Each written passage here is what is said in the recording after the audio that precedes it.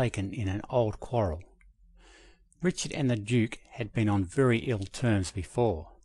The reader will perhaps recollect that when Richard was at Cyprus, he made captive a young princess, the daughter of the king, and that he had made a present of her as a handmaid and companion to Queen Berengaria.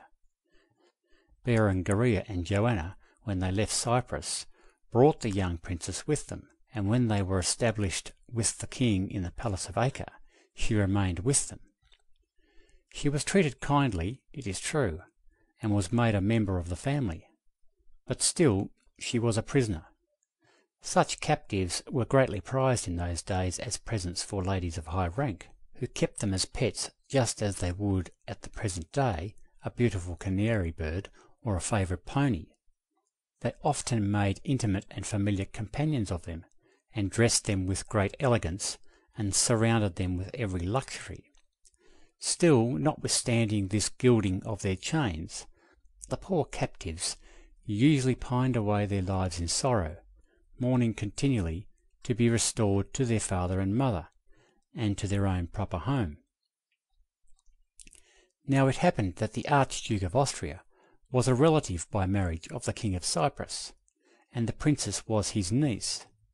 Consequently, when she arrived at the camp before Acre as a captive in the hands of the Queen, as might naturally have been expected, he took a great interest in her case. He wished to have her released and restored to her father, and he interceded with Richard on her behalf. But Richard would not release her. He was not willing to take her away from Berengaria. The Archduke was angry with the king for this refusal, and a quarrel ensued, and it was partly in consequence of this quarrel, or rather of the exasperation of the mind that was produced by it, that Richard would not allow the Archduke's banner to float from the towers of Acre when the city fell into their hands. The Archduke felt very keenly the indignity which Richard thus offered him, and though at the time he had no power to revenge it, he remembered it, and remained long in a gloomy and resentful frame of mind. And now, while Richard was endeavouring to encourage and stimulate the soldiers to work on the walls, by inducing the knights and barons to join him in setting the example, Leopold refused. He said that he was neither the son of a carpenter nor of a mason, that he should go to work like a labourer to build walls. Richard was enraged at this answer, and, as the story goes, flew at Leopold in his passion, and struck and kicked him.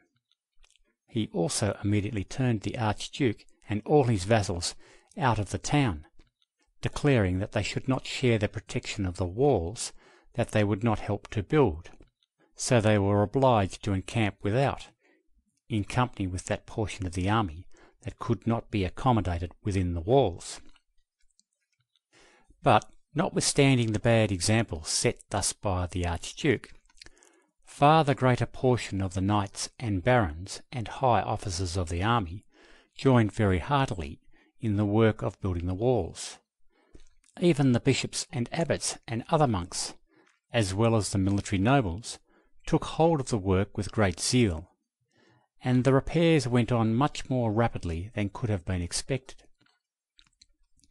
During all this time, the army kept their communications open with the other towns along the coast, with Jaffa and Acre, and other strongholds, so that at length the whole shore was well fortified and secure in their possession.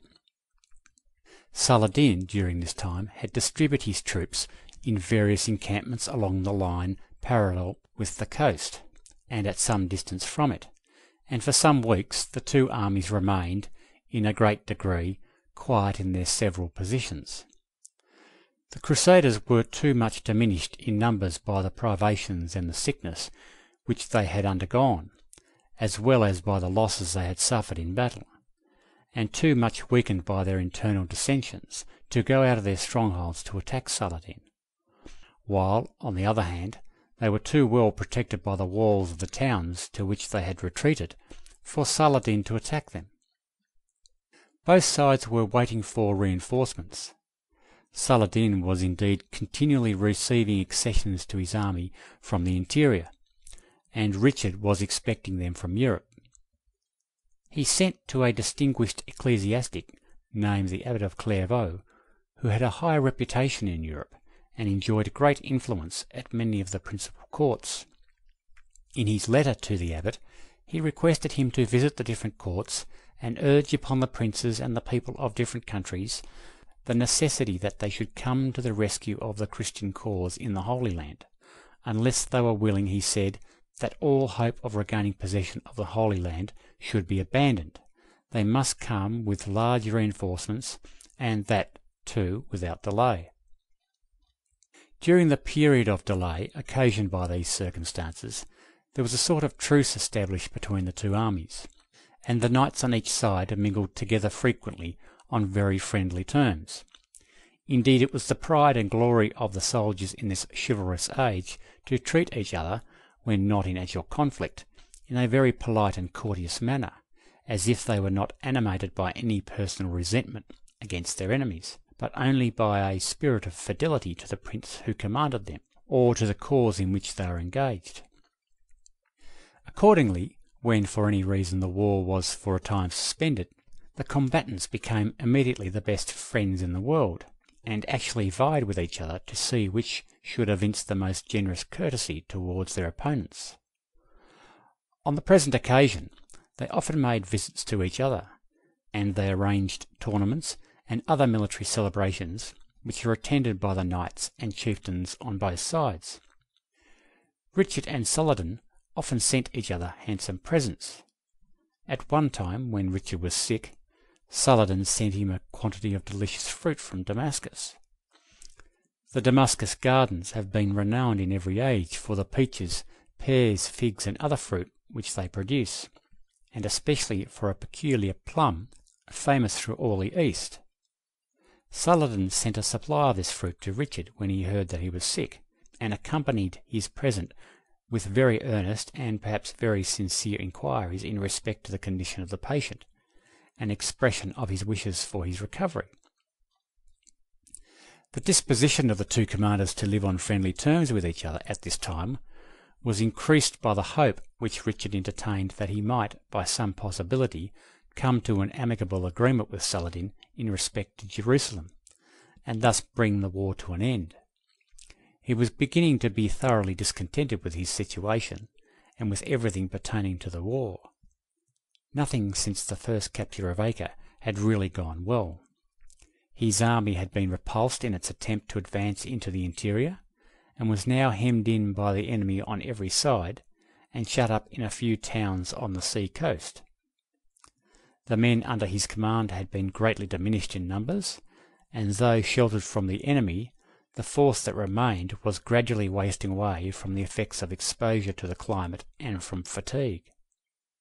There was no prospect of any immediate reinforcements arriving from Europe, and no hope, without them, of being able to take the field successfully against Saladin.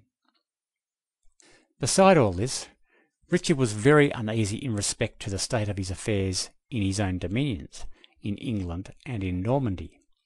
He distrusted the promises that Philip had made, and was very anxious lest he might, when he arrived in France, take advantage of Richard's absence, and, under some pretext or other, invade some of his provinces. From England he was continually receiving very unfavourable tidings. His mother, Eleonora, to whom he had committed some general oversight of his interests during his absence, was beginning to write him alarming letters in respect to certain intrigues which were going on in England, and which threatened to deprive him of his English kingdom altogether. She urged him to return as soon as possible.